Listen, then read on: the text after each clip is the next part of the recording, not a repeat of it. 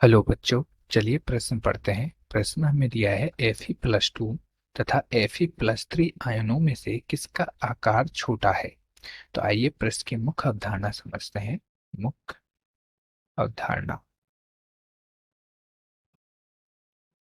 देखिए, Fe हमारा क्या है? लोहा। लोहा, इसका परमाणु क्रमांक होता है 26। 26 परमाणु क्रमांक होता है। यदि हम इसका क्या लिखें, इलेक्ट्रॉनिक विन्यास, तो इसका इलेक्ट्रॉनिक विन्यास होगा AR18 3D64S2। ये इसका क्या है? इलेक्ट्रॉनिक विन्यास है। जब हमारा क्या है, एफ ही क्या करे, दो इलेक्ट्रॉन त्यागे, तो हमारा क्या है, Fe+2 आयन बनेगा, दो इलेक्ट्रॉन त्याग कर। और जब Fe+2 आयन एक और इलेक्ट्रॉन त्याग दे, तो हमारा क्या बनेगा, Fe+3 आयन बनेगा। अब Fe+2 का इलेक्ट्रॉनिक विन्यास यदि हम देखें, किसका? Fe+2 का, तो इसका इलेक्ट्रॉनिक विन्यास होगा AR18 3D6। और Fe+3 का इलेक्ट्रॉनिक विन्यास होगा AR18 3D5। तो देखिए, जो हमारा Fe है, ये हमारा क्या है, Fe है। ये Fe की संरचना है, ये हमारी Fe+2 की संरचना है, और ये हमारी Fe+3 की संरचना है। अब Fe का हमारा इलेक्ट्रॉनिक विन्यास है 1s2 2s2 2p6 3s2 3p6 3d6 और 4s2। अर्थात इसके 1s कक्षक में कितने हैं? दो इलेक्ट्रॉन है। जो सेकंड कक्षक है, दूसरा है, उसमें कितने हैं? 8 हैं। तीसरे में 14 और चौथे में 2 हैं।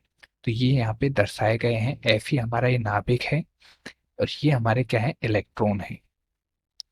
इसी प्रकार Fe+2 में हम देखें, तो Fe+2 में हमारा क्या है, 1s2 2s2 2p6 3s2 3p6 और 3d6। तो स्पष्ट है कि यहाँ से हमारा क्या है, 4s कक्षक है वो विलुप्त हो गया, क्योंकि इसने दो इलेक्ट्रॉन त्याग दिए। तो हमारा एक कक्षक ही विलुप्त होने के कारण Fe का आकार Fe+2 से बड़ा होगा, अर्थात Fe+2 का आकार छोटा होगा। अब बात करते हैं हम Fe+3 के आकार की। तो इसका यदि हम इलेक्ट्रॉनिक विन्यास देखें Fe+3 का, तो इसका क्या होगा? देखिए, 1s2 2s2 2p6 3s2 3p6 और 3d5। अब इसने से 3d में इसके 6 इलेक्ट्रॉन थे, 6 में से भी एक इलेक्ट्रॉन त्याग दिया, तो अब क्या है, 5 इलेक्ट्रॉन रह गए इसके। तो यहाँ पे देखिए, इसके हैं 3d में कितने हैं, 13, ये हैं 8, और पहले कक्षक में है 2। यहाँ पे कितने थे, 14,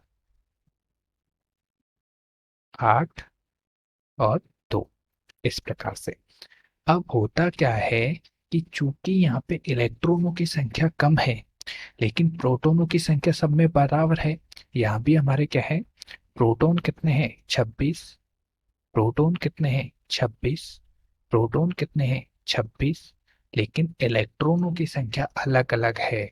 इसीलिए प्रोटॉनों की संख्या अधिक होने के कारण ये बाह्यतम कोश के इलेक्ट्रॉनों को प्रोटॉन अपनी ओर आकर्षित करते हैं। इन पर नाभिकीय आकर्षण बल क्या है, अधिक लगेगा।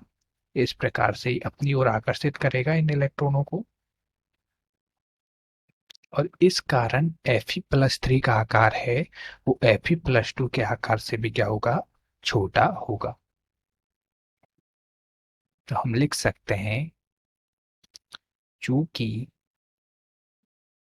Fe+2 एवं Fe+3 दोनों में प्रोटॉनों की संख्या समान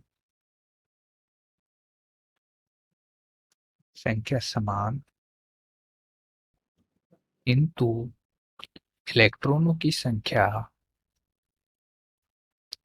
असमान होने के कारण असमान होने के कारण Fe+3 में प्रभावी नाभिकीय आवेश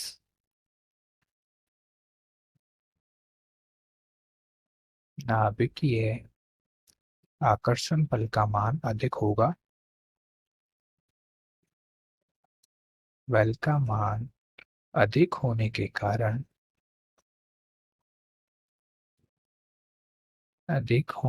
कारण इसका आकार Fe+2 के आकार से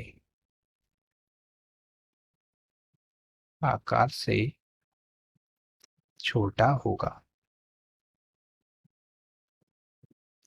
तो आशा करता हूँ आपको प्रश्न समझ में आया होगा। धन्यवाद।